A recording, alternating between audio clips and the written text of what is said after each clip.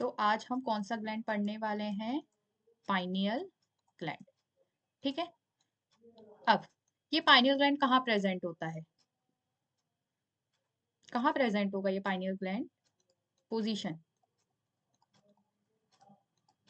बताओ। पता है किसी को? ब्रेन पढ़ के आए हो?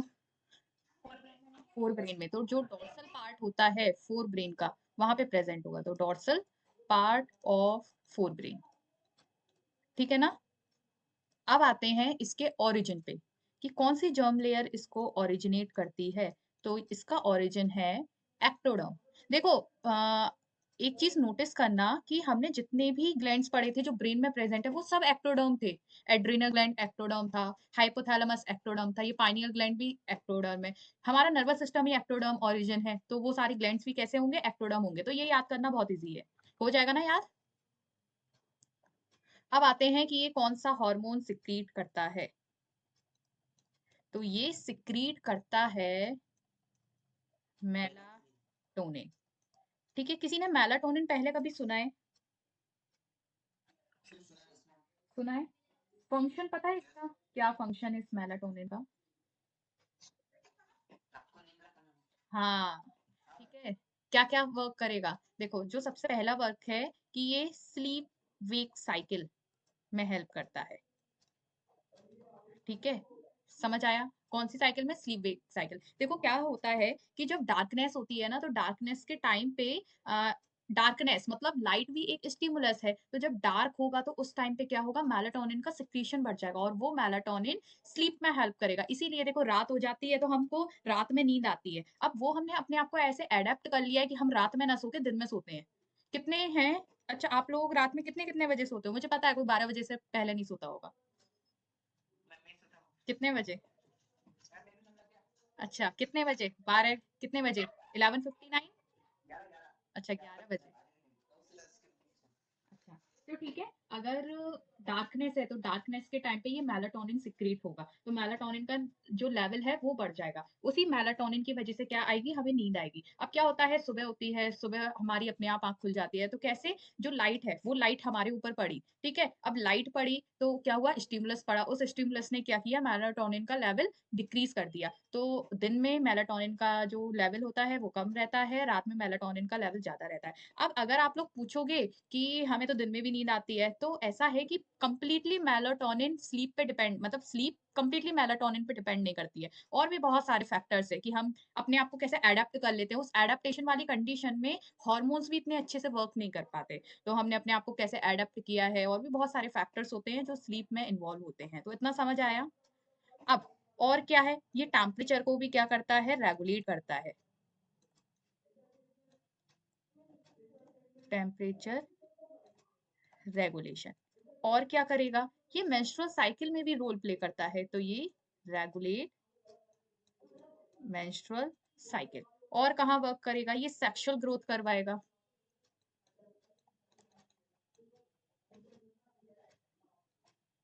और कहाँ पे इसका रोल होगा? इसका रोल होगा पिगमेंटेशन में। पिगमेंटेशन। तो ये सारे रोल हो गए मेलाटोनिन के।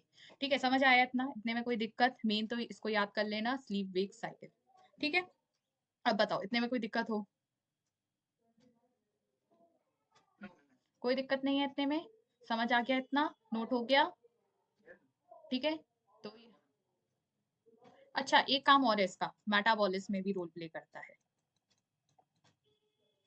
मेटाबॉलिज्म।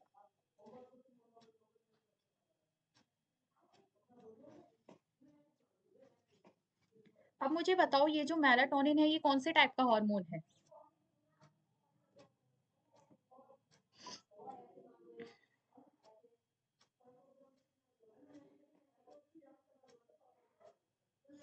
कोई बता सकता है मेलाटोनिन कौन से टाइप का हार्मोन है? ये है amino acid derivative. Amino acid derivative. ठीक है ना?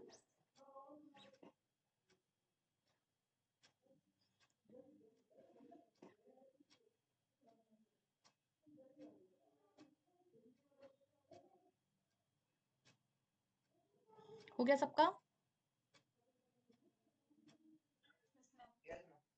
नेक्स्ट जो ग्लैंड है वो है पैनक्रियास।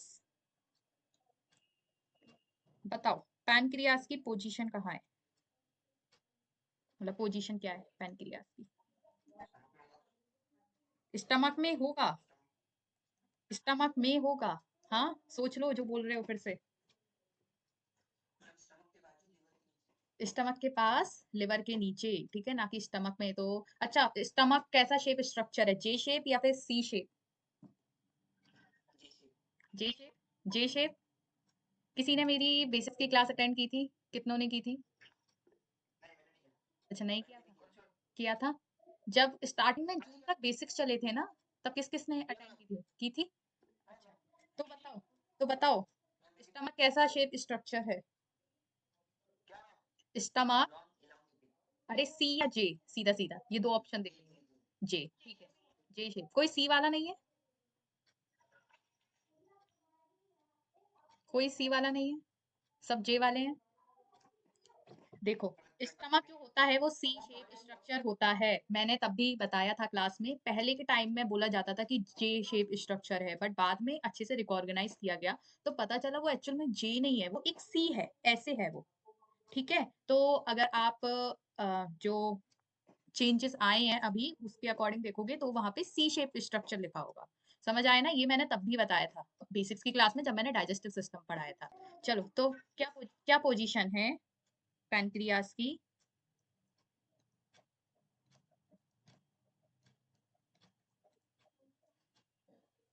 ठीक है ना? अब देखो पैनक्रियास का ओरिजिन क्या है, तो क्या लगता है क्या ओरिजिन होगा? एक्टोडर्म, थोड़ा सा दिमाग लगा के बताना क्या होना चाहिए origin. Ectoderm, endoderm, mesoderm? Mesoderm. और कोई?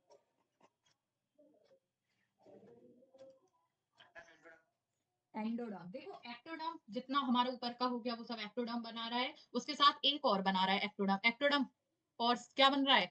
एड्रिनल में याद करो क्या था एक्टोडर्म? मेडुला। ठीक है, बाकी जितने भी थे वो सारे एड्रिनल कॉर्टेक्स को छोड़ के बाकी सारे थे, वो लगभग सारे, क्योंकि बाकी जो ऑर्गन्स होते हैं वो सब एंडोडर्मल इन ओरिजिन होते हैं मोस्टली, तो इसलिए ये भी कैसा होगा? एंडोडर्म है। जहां एक्सेप्शन है वो याद कर लो, बाकी अपना दिमाग लगा के लिखाना कि किसका क्या ओरिजिन है। कि नर्वस सिस्टम हमारा एक्टोडर्म होता है, तो नर्वस सिस्टम में ही, मतलब हमारा नर्वस सिस्टम में ही ये पाइनियल ग्लैंड, एड्रिनल, सॉरी, जो हमारे हाइपोथैलेमस होते हैं, पिट्यूटरी हो गए, वो सब एक्टोडर्म हो गए। बाकी मोस्टली कैसे होते हैं? एंडोडर्म होते हैं। एक्सेप्शंस आप याद कर लेना। ठीक है, अब आते हैं कि कौन सा हार्मोन सिक्रीट करते हैं। तो देखो ये सबसे पहली बात कि जो पैनक्रियास होता है वो कैसा होता है? पैनक्रियास कैसा होता है? पैनक्रियास मतलब एंडोक्राइन नेचर होता है, हेट्रोक्राइन नेचर होता है, या फिर एक्सोक्राइन नेचर होता है? हेट्रो, है ना, हेट्रो आ जाएगा। ठीक है, तो हेट्रोक्राइन का मतलब कि उसमें एंडोक्राइन वाला पार्ट भी होगा।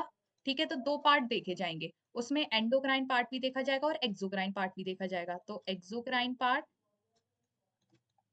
और एंडोक्राइन पार्ट, यही दो पार्ट देखे जा रहे थे, है ना?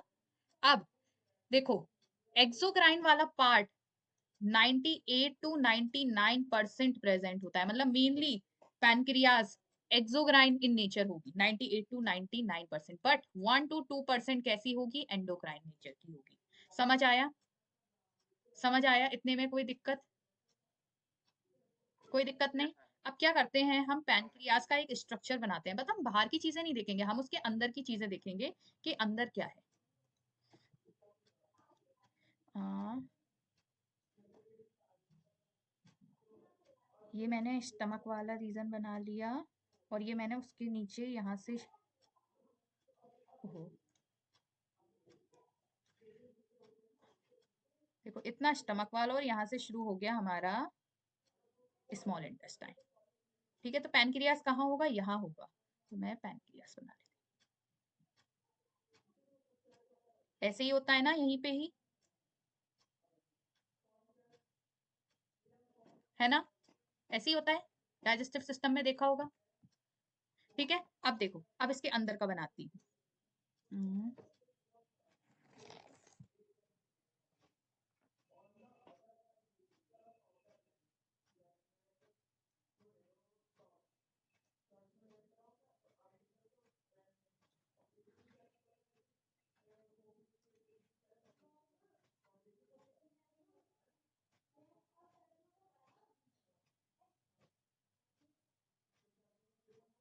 साथ ही साथ बना लेना डायग्राम।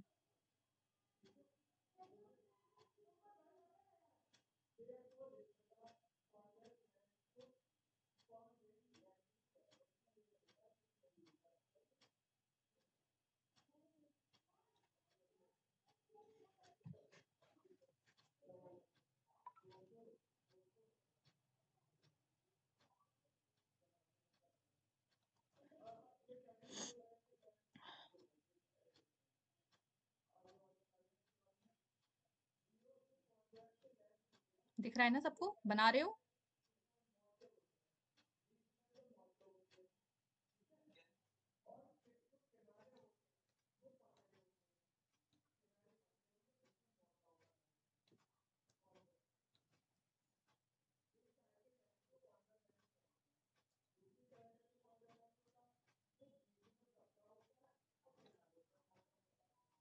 ब्लू कलर दिख रहा है ना ब्लैक पे? ठीक है।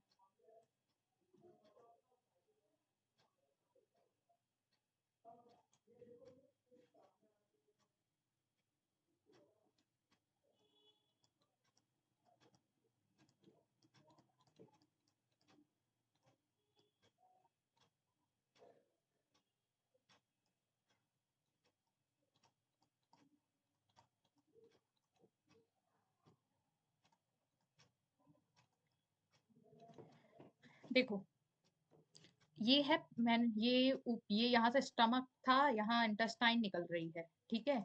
अब देखो हमें पता है इंटेस्टाइन में क्या जाता है, पैनक्रियाटिक जूस जाता है। अब यहाँ से क्या होगा, ये क्या है, ये जो रेड कलर के मैंने बनाए हैं ना, ये है एसिनी ऑफ पैनक्रियास, ठीक है। और ये जो ब्लू कलर के बनाए ये है आइसलेट ऑफ लैंगरहंस। तो क्या होता है कि जो एसिनी ऑफ पैनक्रियास है वो क्या रिलीज करते हैं, डाइजेस्टिव जूस रिलीज करते हैं, या फिर क्या सिक्रीट करते हैं, डाइजेस्टिव एंजाइम्स, ठीक है। तो इनका यहाँ से निकल निकल के, यहाँ से गए, यहाँ से सब जगह से निकल रहे हैं, ऐसे निकलते निकलते निकलते निकलते, ठीक है, यहाँ पहुंच जाएंगे हमारे स्मॉल इंटेस्टाइन में। ऐसे ही जाता था, स्मॉल इंटेस्टाइन में ही तो उनका सिक्रीशन होता था। अब देखो ये जो ब्लू कलर के देख रहे हो ये है आइसलेट ऑफ लैंगरहंस। ये क्या रिलीज करेंगे, ये सिक्रीट करेंगे हॉर्मोन्स, सिक्रीट हॉर्मोन्स। समझ आया बात? ठीक है। बट हम यहाँ पे क्या पढ़ रहे हैं, एंडोक्राइन ग्लैंड सारे पढ़ रहे हैं, तो हम यहाँ पे ये वाला पार्ट नहीं देखेंगे, एक्नी ऑफ पैनक्रियास। बस याद रखना पैनक्रियास में टू टाइप्स के सेल होते हैं, that is acne of pan, मतलब बंडल्स होते हैं, टिश्यूज होते हैं, that is acne of pancreas and islet of Langerhans. Acne of pancreas या फिर पैनक्रियाटिक एक्नी भी बोल सकती हूँ मैं, तो वो क्या सिक्रीट करते हैं, डाइजेस्टिव एंजाइम सिक्रीट करते हैं। वेयर एज जो आइसलेट ऑफ लैंगरहंस है वो क्या सिक्रीट करेंगे, हार्मोन सिक्रीट करेंगे। तो मेन हम देखते हैं, हाँ हाँ बोलो बोलो बोलो।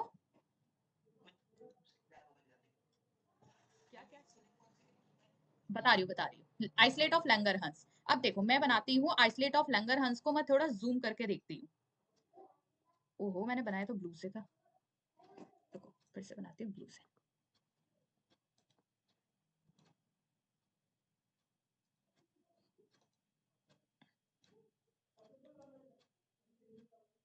ठीक है। अब मैं जूम करके देखूंगी आइसलेट ऑफ लैंगरहंस, ये मैंने बनाया आइसलेट ऑफ लैंगरहंस। अब इसमें चार तरीके के सेल्स प्रेजेंट होते हैं।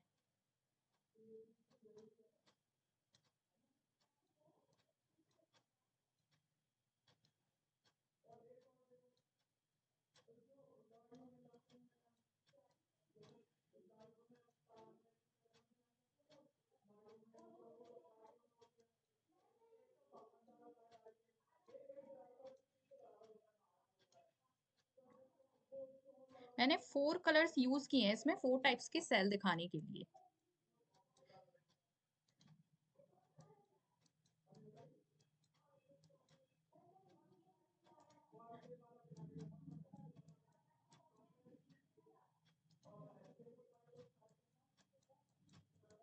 देखो ये जो पिंक कलर के देख रहे हो ये हैं अल्फा सेल्स।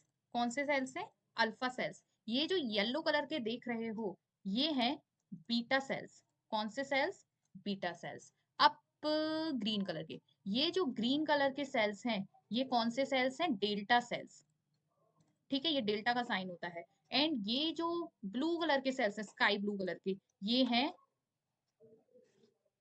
ये है पीपी सेल्स। समझ आया? इतने में कोई दिक्कत? सेल समझ आ गए कि जो आइसोलेट ऑफ लंगरहंस होते हैं उसमें 4 टाइप्स के सेल प्रेजेंट होते हैं, that is alpha cell, beta cell, gamma cell, PP cell.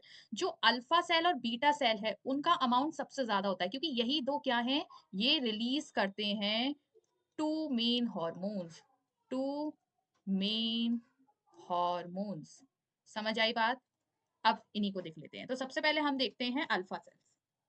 अब मुझे बताओ, इतने में कोई दिक्कत तो नहीं ना? कोई दिक्कत? ठीक है, आगे बढ़े ना। अब ये जो अल्फा सेल है, ओहो, ये क्या सिक्रीट करेंगे? ये सिक्रीट करेंगे ग्लूकेगॉन, सिक्रीट ग्लूकेगॉन। ठीक है। अब इस ग्लूकेगॉन का फंक्शन क्या होता है? ये ग्लूकेगॉन क्या करता है? ग्लाइकोलाइसिस करता है। ठीक है, ग्लाइकोलाइसिस करके क्या करेगा? ये इनहिबिट कर देगा कि सेल ग्लूकोज को अपटेक ना कर पाए ब्लड से। ठीक है, तो क्या करेगा? अच्छा, दूसरी चीज, ये कैसे टाइप का हार्मोन है? पेप्टाइड हार्मोन है। ठीक है, याद रखना, ग्लूकेगॉन क्या है? पेप्टाइड हार्मोन है। अब ये कहाँ पे वर्क करेगा? ये मेंटेन करेगा, मेंटेन ब्लड ग्लूकोज लेवल। कैसे मेंटेन करेगा? सपोज अगर ब्लड में ग्लूकोज का अमाउंट बहुत कम हो जाए तो ग्लूकेगॉन क्या करेगा? सेल को नहीं लेने देगा। अब जब सेल नहीं लेगा तो ब्लड में तो ग्लूकोज का लेवल अपने आप ही बढ़ेगा। ठीक है, समझ आया? और क्या काम करेगा? ये किस पे एक्ट करेगा? Act on liver cell. अच्छा चलो मुझे बताओ, लिवर सेल्स को कौन से सेल्स बोलते हैं? जैसे फैट सेल को एडिपोसाइट सेल्स बोलते हैं। कौन से? हेपेटोसाइट। हाँ, हेपेटिक सेल या हेपेटोसाइट सेल। ठीक है ना? अब देखो, तो ये किस पे वर्क कर रहा है? लिवर सेल पे वर्क कर रहा है। क्या कर रहा है? ब्लड ग्लूकोज लेवल को मेंटेन कर रहा है। तो ये कैसे मेंटेन करेगा? ये इनहिबिट करेगा किसको? It inhibit uptake of glucose by cells. तो उसकी वजह से क्या होगा? उसकी वजह से होगा कि ब्लड ग्लूकोज लेवल इंक्रीज हो जाएगा। समझ आई बात? समझ आई बात? ठीक है। ठीक है, ये क्या करवाएंगे? ये करवाएंगे साथ में हाइपर ग्लाइसीमिया। ठीक है, उस हाइपरग्लाइसीमिया में क्या होगा? ज्यादा से ज्यादा ग्लूकोज प्रोड्यूस होगा, तो इसकी वजह से क्या होगा? ग्लूकोज का लेवल हाई हो जाएगा। अब मुझे बताओ, इतने में कोई दिक्कत? फिर से एक बार रिपीट कर देती हूँ। अल्फा सेल क्या सिक्रीट करते हैं? ग्लूकेगॉन सिक्रीट करते हैं। कौन से टाइप के हार्मोन होते हैं? पेप्टाइड हार्मोन होते हैं।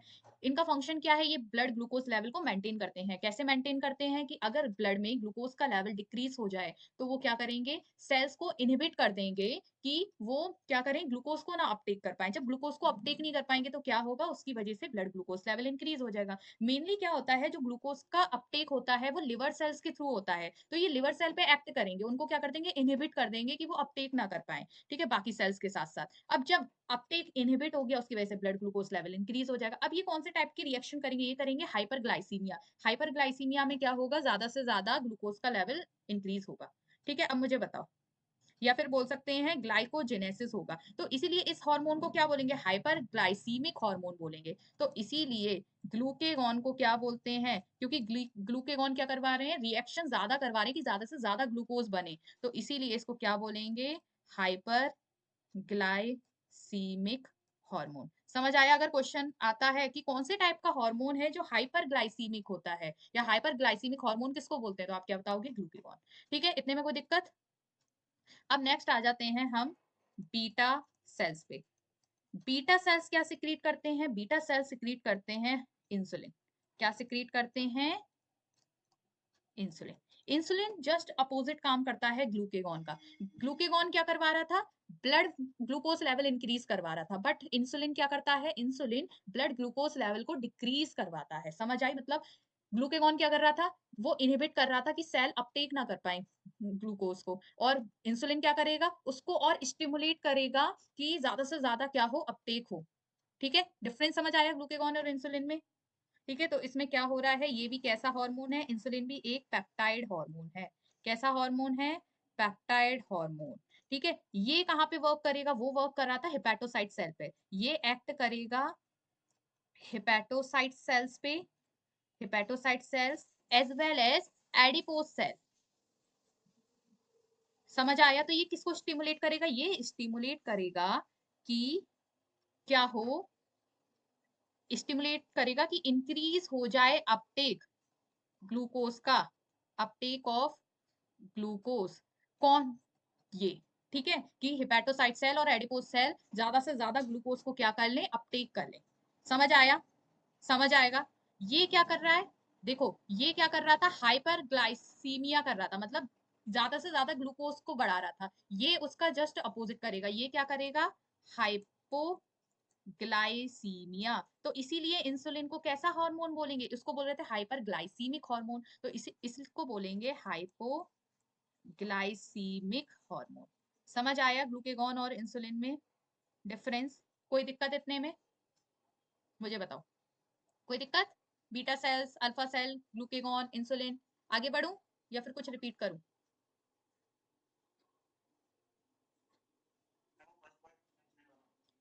इंसुलिन का फर्स्ट पॉइंट, इंसुलिन का या ग्लूकेगॉन का?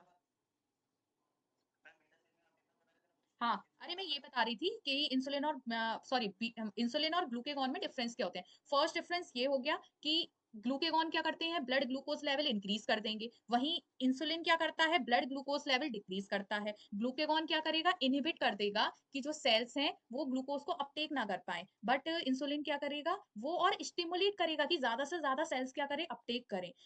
जो ग्लूकेगॉन है वो किस पे एक्ट करता है, हिपैटोसाइट सेल पे एक्ट करता है कि क्या हो, हिपैटोसाइट सेल अपटेक ना कर पाए ग्लूकोज का। बट इंसुलिन किस पे एक्ट करता है, hepatocyte cell as well as adipose cell, दोनों पे, कि ज्यादा से ज्यादा क्या करें, ये दोनों सेल्स अपटेक करें ग्लूकोज को। ठीक है, अब इसमें क्या होता है, जो ग्लूकेगॉन होता है उसमें ग्लूकोज बढ़ता है, ग्लूकोज का लेवल बढ़ता है मेटाबॉलिज्म होने की वजह से, तो इसीलिए उसको क्या बोलेंगे, हाइपर ग्लाइसीमिया बोलेंगे। और ग्लूकेगॉन हार्मोन को क्या बोलेंगे, कि ये हाइपर ग्लाइसीमिक हार्मोन है। वहीं इंसुलिन, इंसुलिन में क्या हो रहा है, कम हो रहा है ग्लाइसीमिया, तो इसलिए इसको हाइपोग्लाइसीमिया। अब उस टाइप के हार्मोन को क्या बोलेंगे, हाइपोग्लाइसीमिक हार्मोन बोलेंगे। तो मुझे बताओ, इतने में कोई दिक्कत?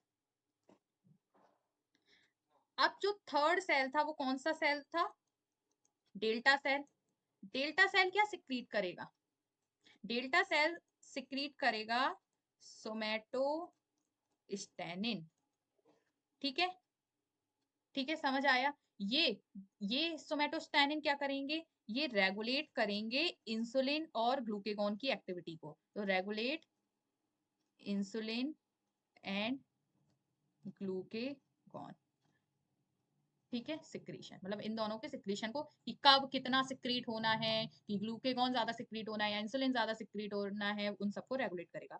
फोर्थ जो सेल था वो कौन सा सेल था, पीपी सेल था। इस पीपी की फुल फॉर्म है पैनक्रिएटिक पॉलीपेप्टाइड। क्या है, पैनक्रियाटिक पॉलीपेप्टाइड। ठीक है, इन पीपी सेल का जो फंक्शन है वो अननोन है, अभी तक पता नहीं चला है कि क्या फंक्शन होता है। माना ये गया है कि ये फूड का एब्सॉर्प्शन करवाते हैं, बट अभी तक कोई कंफर्मेशन नहीं है कि सच में ऐसा होता है या नहीं होता है।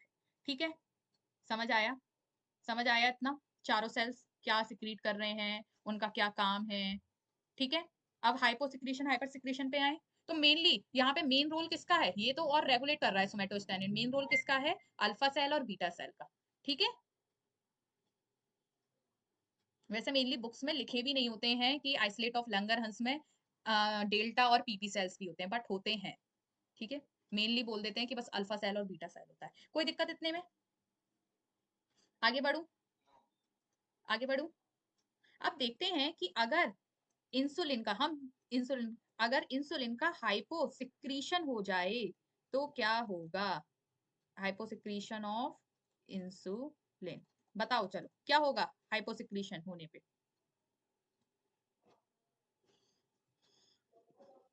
कौन सी डिसीज होगी, बड़ी फेमस है, हर घर में किसी ना किसी एक को तो होती ही है। Sugar, diabetes. कौन सी डायबिटीज? Diabetes mellitus. मैंने ये पढ़ाया है तब भी नहीं याद। और बताओ, बायो के स्टूडेंट हो के शुगर शुगर बोल रहे हो, शर्म आ रही है? क्या बोलोगे, डायबिटीज मेलिटस? अच्छा, एक और टाइप की डायबिटीज होती है, कौन सी होती है? Diabetes insipidus. डायबिटीज इंसिपिडस में क्या होता है? अरे, इंसिपिडस में क्या हो रहा था? क्या? नहीं, मैं ना मार दूंगी।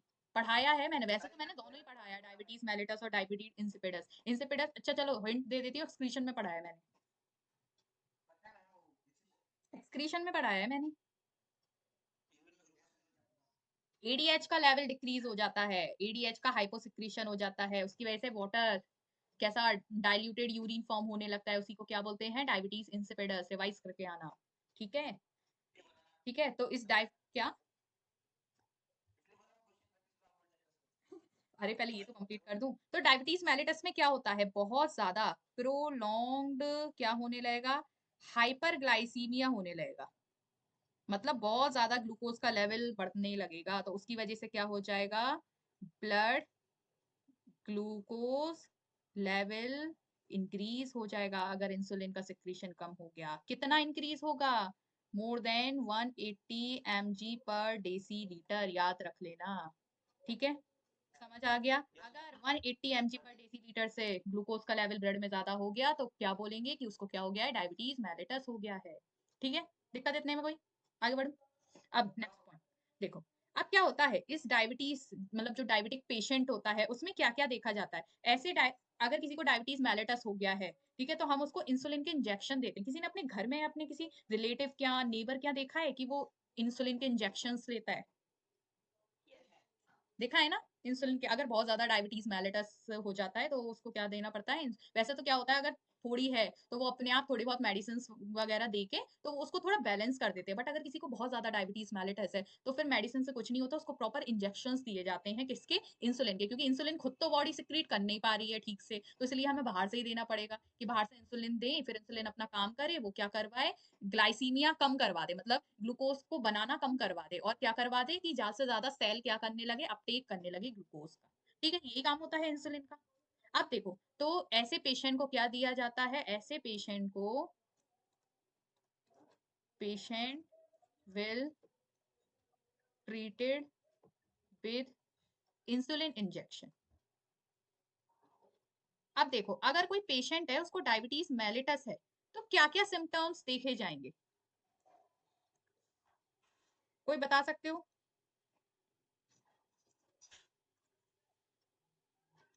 सबसे पहली चीज क्या देखा जाएगा, पॉलीयूरिया। पॉलीयूरिया का मतलब वापस एक्सक्रीशन पे आ जाते हैं, नाम से ही समझ आ रहा होगा पॉलीयूरिया। मैंने टर्म्स लिखाए थे वहां पे, यूरिया में ये है तो उसको ये बोलेंगे, यूरिया ऐसा तो उसको ये बोलेंगे, यूरिया ऐसा तो वो एक्सेसिव यूरिन, याद आया, पॉली का मतलब ज्यादा, एक्सिस, अगर यूरिन हो रहा है, यूरिनेशन, अगर हम जल्दी जल्दी वॉशरूम जा रहे हैं, ठीक है, डायबिटीज मेलिटस वालों को ये सिम्टम होता है। और क्या होता है, पॉलीडिप्सिया। पॉलीडिप्सिया तो मैंने अभी ऑनलाइन क्लासेस में पढ़ाया है। पॉलीडिप्सिया किसको बोलते हैं, जब एक्सेस में प्यास लगने लगती है, जब यूरिनेशन ज्यादा होगा, यूरिनेशन में ज्यादा ज्यादा वाटर का लॉस हो जाएगा, जब वाटर का लॉस होगा तो हमारी बॉडी को वाटर तो चाहिए ना, तो हमें क्या लगने लगेगी, थ्रस्ट, मतलब प्यास लगने लगेगी, प्यास बहुत ज्यादा लगती है। ठीक है, जिनको डायबिटीज मेलिटस होता है। और क्या होता है, पॉलीफैगिया। पॉलीफैगिया का मतलब होता है कि बहुत एक्सेस में भूख लगने लगती है, उनको दिन भर खाना चाहिए होता है। तो ये टर्म याद रख लेना, polyuria, polydipsia, polyphagia. Polyuria means excess urination, polydipsia means excess thirst, polyphagia means excess hunger. ठीक है, कोई दिक्कत इतने में? और क्या क्या देखे जाएंगे सिम्टम्स, और साथ में डिहाइड्रेशन हो जाएगा, जब ज्यादा यूरिनेशन होगा तो डिहाइड्रेशन। और क्या होगा, वेट लॉस होगा। और क्या होगा, कीटो एसिडोसिस हो जाएगा। अब ये कीटो एसिडोसिस क्या होता है, देखो क्या होता है, ग्लूकोज है, ग्लूकोज ना ब्रेक डाउन नहीं हो पाता। अब जब ग्लूकोज अच्छे से ब्रेक डाउन नहीं होता, वो क्या करने लगता है, कीटोन बॉडीज फॉर्म करने लगता है। अगर कीटोन का लेवल, कीटोन वैसे ना एक तरह से हार्मफुल होता है, क्योंकि कीटोन को भी जब मैंने एक्सक्रीशन पढ़ाया था वहां पे बताया था कि कीटोन भी क्या है, कहीं ना कहीं वो एक पॉइजन की तरह वर्क कर रहे हैं हमारी बॉडी में। तो कीटोन अगर फॉर्म हो जाए तो दिक्कत है। अब क्या होगा कि ग्लूकोज का प्रॉपर ब्रेकडाउन तो हो नहीं पा रहा, ग्लूकोज का लेवल बढ़े ही जा रहा है, बढ़े ही जा रहा है। अब उसकी वजह से क्या हो रहा है, ग्लूकोज कंप्लीटली ब्रेकडाउन नहीं हो पा रहा है कि ज्यादा इंसुलिन नहीं बना, तो अब वो आधा अधूरा ब्रेकडाउन हुआ, उस आधे अधूरे ब्रेकडाउन के चक्कर में क्या बन गई, कीटोन बॉडीज बन गई। ठीक है, अब उसी कीटोन बॉडीज का जब एक्सेस हो जाता है उसी को बोलते हैं कीटो एसिडोसिस। समझ आया किसे बोलते हैं कीटो एसिडोसिस? ठीक है, कोई दिक्कत?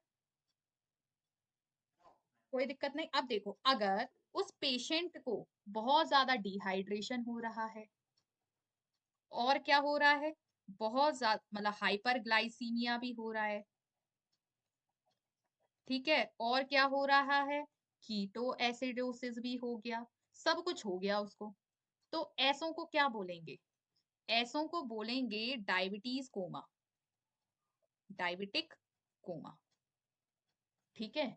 ये डायबिटिक कोमा बड़ा बड़ा खतरनाक होता है। ये क्या करेगा, ये मतलब पेशेंट को बहुत अनकॉन्शियस कर देगा, मतलब उसको बहुत घबराहट होने लगेगी, हर चीज में दिक्कत होने लगेगी, और पेशेंट मर भी सकता है इस केस में, डायबिटिक कोमा के केस में।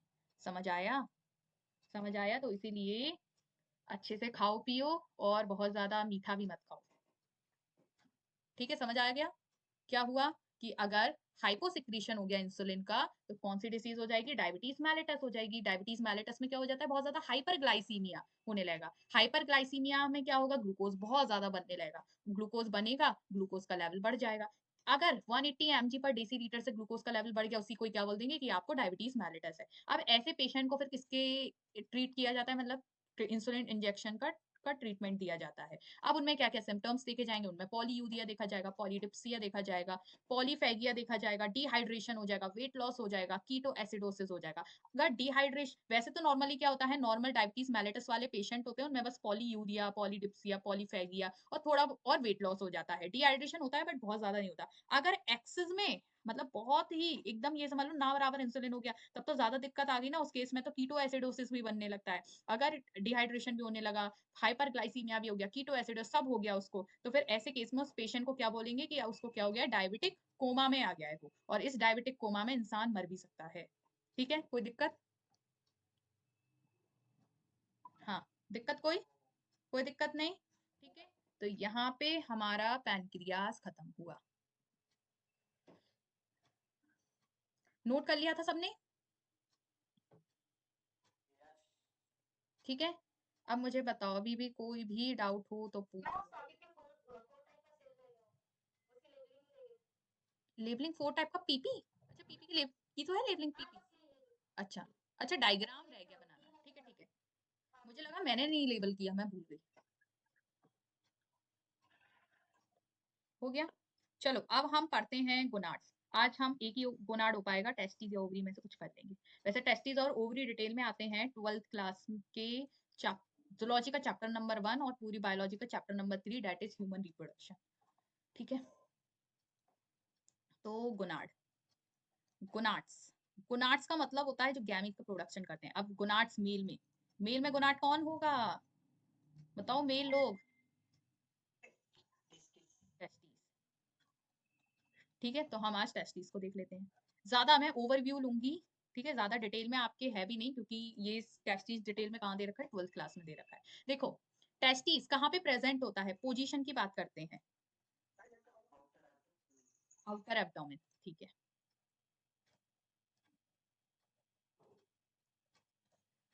ठीक है।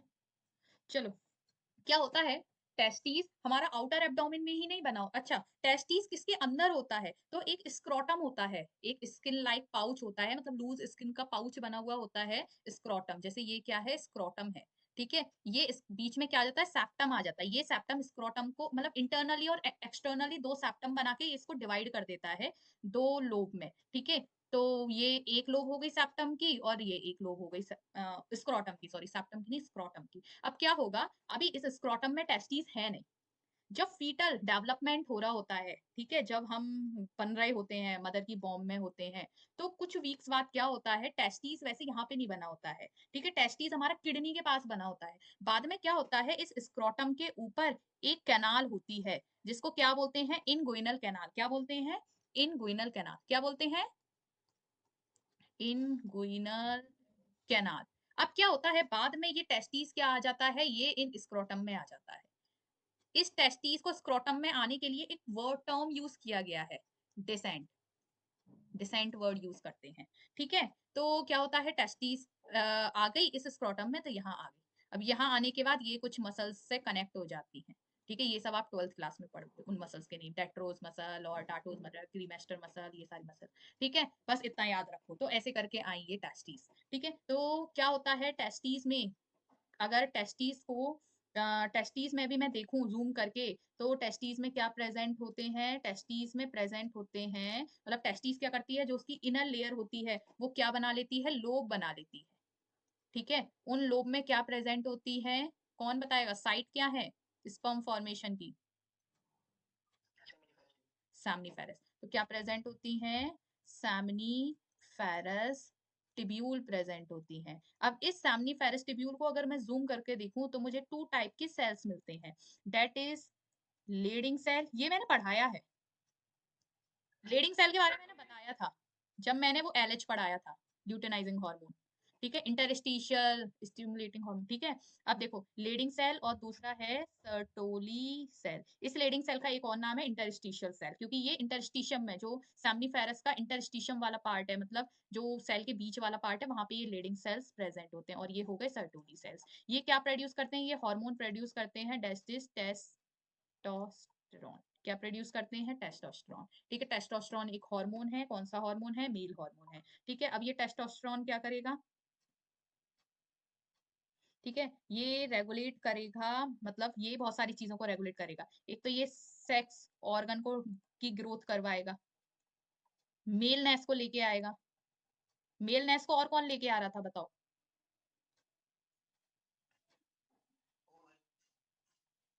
बताओ। एंड्रोजन। और formation of male gamete, male gamete के फॉर्मेशन में भी हेल्प करेगा। समझ आ गया? मेल नेस में मैं बाकी चीजें नहीं लिख रही हूँ, मेल नेस में मैं बता चुकी हूँ कि फेशियल हेयर्स की ग्रोथ होती है, एक्सियल हेयर्स की ग्रोथ होती है, ये सारी चीजें। ठीक है, तो इतना समझ आया? इतना ही है बस टेस्टिस में। ठीक है, अच्छा चलो, फॉर्मेशन ऑफ मेल गैमीट को क्या बोलते हैं? स्पर्मेटोजेनेसिस। अच्छा, कोई मुझे बता सकता है स्पर्मियोजेनेसिस क्या होता है?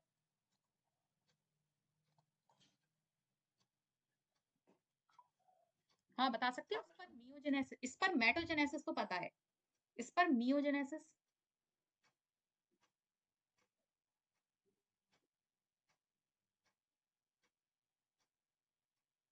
पता है किसी को? चलो पता करके आना, फिर कल मैं इसको एक्सप्लेन करूंगी। ठीक है, तो खुद भी थोड़ा सा दिमाग लगाना। तो इतना समझ आया? तो बस इतना याद रख लेना, टेस्टिस कौन सा हार्मोन प्रोड्यूस करते हैं? टेस्टोस्टेरोन प्रोड्यूस करते हैं। ठीक है, कोई दिक्कत इतने में? दिक्कत कोई? नोट हो गया? हो गया? कोई भी प्रॉब्लम इतने में? कोई डाउट? कोई डाउट नहीं? अच्छा, पीनियल ग्लैंड बता दूं? ठीक है, देखो पीनियल ग्लैंड होता है जो हमारा फोर ब्रेन होता है ना, वहां पे प्रेजेंट होता है वो पीनियल ग्लैंड, फोर ब्रेन के भी डोर्सल पार्ट में। ठीक है, अब पीनियल ग्लैंड एक हार्मोन रिलीज करता है, उस हार्मोन को क्या बोलते हैं? मेलाटोनिन बोलते हैं। ये जो मेलाटोनिन होता है, ये अमाइनो एसिड डेरिवेटिव हार्मोन है, मतलब ये अमाइनो एसिड का बना हुआ है। अब इस हार्मोन के कुछ फंक्शंस होते हैं, जैसे ये किसमें हेल्प करता है? मेन इसका जो रोल है वो है स्लीप वेक साइकिल। जैसे क्या होता है कि ये जो मेलाटोनिन है, ये ना लाइट के स्टिमुलस में काम करता है, मतलब अगर डार्कनेस है तो डार्कनेस में ये सबसे ज्यादा रिलीज होगा। जैसे रात, रात में क्या होता है? ज्यादा रिलीज होता है ये। अगर इसके ऊपर लाइट पड़ी तो लाइट स्टिमुलस की वजह से मेलाटोनिन का लेवल क्या हो जाता है? डिक्रीज हो जाता है। अगर मेलाटोनिन का लेवल इंक्रीज होगा तो उसकी वजह से हमें नींद आएगी, अगर डिक्रीज होगा तो नींद नहीं आएगी। जैसे क्या होता है, अभी विंटर्स का टाइम है, अब पता नहीं वहां कंडीशन क्या है, मैं अपने यहाँ बता रही हूँ। विंटर्स का टाइम है, तो वैसे क्या वैसे तो वहां भी मैंने ये चीज नोटिस, जैसे समर में क्या होता है, समर में 7 साढ़े 7 बजे तक भी हल्की हल्की रोशनी होती है ना? 8 बजे कहीं जाके अंधेरा होता है ना? और नाइट कैसी होती है? छोटी होती है। होता है ना? या नहीं होता? होता है। बट बट विंटर्स में क्या होता है? विंटर में 6 बजे ही अंधेरा सा हो जाता है, 6:30 बजे तक तो एकदम रात। यहाँ तो ऐसा है, 6:30 बजे तक एकदम रात हो जाती है। ठीक है, और जो नाइट होती है वो लंबी होती है, मतलब अगर मैं जून की बात करूँ, जून जुलाई की बात, तो 5 बजे ना एकदम सूरज निकल आता है, मतलब एकदम अच्छे से सनलाइट आ जाएगी। बट अभी 5 बजे उठ के देखो तो बाहर अभी भी ऐसा लगता है जैसे रात हो रही है। होता है ना ऐसा? तो दूसरी चीज नोटिस की होगी कि हम विंटर्स में ज्यादा सो लेते हैं इन कंपेरिजन टू समर। हमारी समर में तो जल्दी आंख खुल जाती है, समर में सपोज हमारी 6 बजे आंख खुल गई, 5 बजे आंख खुल गई, बट हमारी विंटर्स में नहीं खुल पाती। तो वो इसीलिए नहीं खुल पाती, क्योंकि हम उठते हैं तो वो वे किसकी वजह से होते हैं, जब मेलाटोनिन का लेवल डिक्रीज हो जाता है। मेलाटोनिन का लेवल कब डिक्रीज होगा, जब लाइट आएगी, जब लाइट का स्टिमुलस आएगा, मतलब लाइट क्या आएगी, स्टिमुलस ही तो है, तो जब स्टिमुलस आया तो मेलाटोनिन का लेवल डिक्रीज हो गया, तो उसकी वजह से हम क्या होते हैं, उठ जाते हैं। ठीक है। अब दूसरा जो है वो है कि ये टेम्परेचर को भी रेगुलेट करता है, तीसरा है कि ये मेंस्ट्रुअल साइकिल को भी रेगुलेट करता है, फोर्थ है कि सेक्सुअल ग्रोथ में भी ये कहीं ना कहीं हेल्प करता है, साथ में पिगमेंटेशन में भी रोल प्ले, मतलब हमारा जो स्किन का कलर होता है तो उसमें भी मेलाटोनिन का रोल होता है। ठीक है। और क्या करवाता है, ये मेटाबॉलिज्म भी करवाता है। ठीक है। समझ आ गई बात। तो ये था हमारा फाइनल, ज्यादा इसमें कुछ नहीं है, बस इतना ही है इसमें ना, इसके कोई बुक में आपके hyposecretion hyper secretion disease disorder इसके कुछ नहीं है, ओरिजिन इसका एक्टोडर्म होता है बस। अच्छा एक चीज और, ये सबसे छोटा ग्लैंड है, स्मॉलेस्ट एंडोक्राइन ग्लैंड, चिक्कू सा होता है ये। ठीक है ना। और किसी को कोई डाउट, कुछ पूछना है। पैनक्रियास समझ आ गया था। अल्फा सेल्स, देखो पैनक्री अल्फा सेल्स थे, अल्फा सेल्स क्या प्रोड्यूस करते हैं, ग्लूकेगॉन प्रोड्यूस करते हैं, मतलब ग्लूकेगॉन क्या है, एक हार्मोन ही है, ये कौन से टाइप का हार्मोन है, पेप्टाइड हार्मोन है। अब ये ग्लूकेगॉन क्या करता है, ये बहुत ज्यादा क्या करवाएगा, ग्लाइसीमिक रिएक्शंस करवाएगा, उस ग्लाइसीमिक रिएक्शंस की वजह से क्या होगा, हार्मोन का लेवल बढ़ेगा। ठीक है।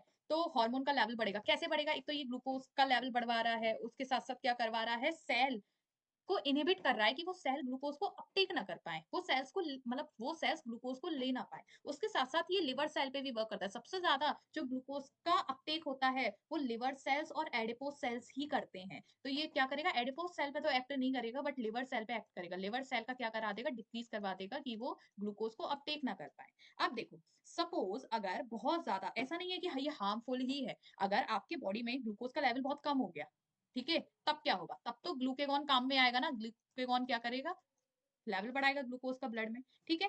समझ आया, तो ये तो हो गया काम। अब देखो ये क्या करवा रहा है, ग्लाइसीमिया रिएक्शंस करवा रहा है और ज्यादा करवा रहा है ग्लूकेगॉन, इसलिए हाइपरग्लाइसीमिया करता है।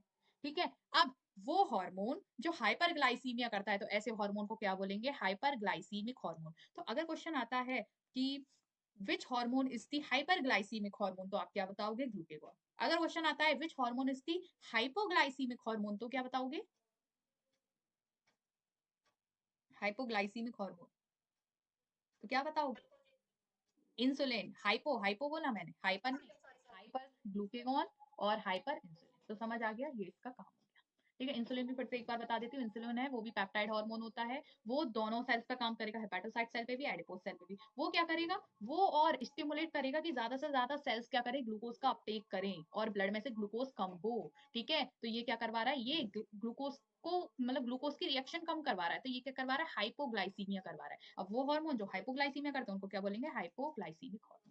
समझ आया। डेल्टा सेल, डेल्टा सेल क्या रिलीज कर रहे थे, कौन सा हार्मोन, सोमेटोस्टेनिन। सोमेटोस्टेनिन कुछ और अलग नहीं करता है, इन्हीं दोनों हार्मोन को, इंसुलिन और ग्लूकेगॉन के सिक्रीशन को स्टिमुलेट करेगा, मतलब रेगुलेट करेगा कि कितना हार्मोन को कब कौन सा हार्मोन सिक्रीट होना है। PP cell, pancreatic peptide, PP cell का भी फंक्शन अच्छे से नहीं देखा गया है कि क्या फंक्शन है, बट माना गया है कि ये जो डाइजेस्टिव फूड होता है उसको एब्जॉर्ब करवाने का काम करते हैं। ठीक है।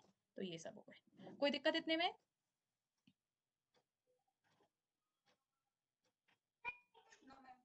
किसी को कोई दिक्कत नहीं, अतुल कोई डाउट नहीं।